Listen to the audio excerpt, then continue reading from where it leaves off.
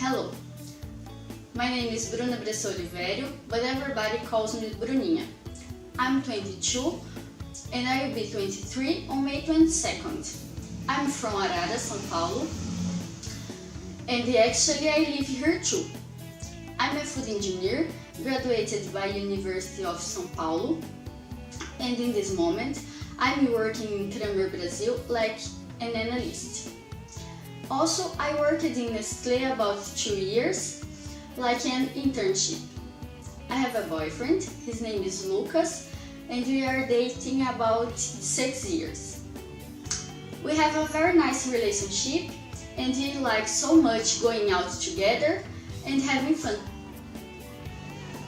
I love singing, but I'm not good at it. I have other abilities like cooking, dancing. I can drive, but just a little. I'm capable of doing many difficult calculations because I'm an engineer. I'm capable of making so many different formulations of industrial food, and I like so much doing it. Every day, I wake up about 5 a.m., have breakfast, and go to the gym. After, I take a shower and go to my job. At night, I stay with my parents, my brother, and my pet, Teodoro. I love watching movies and series.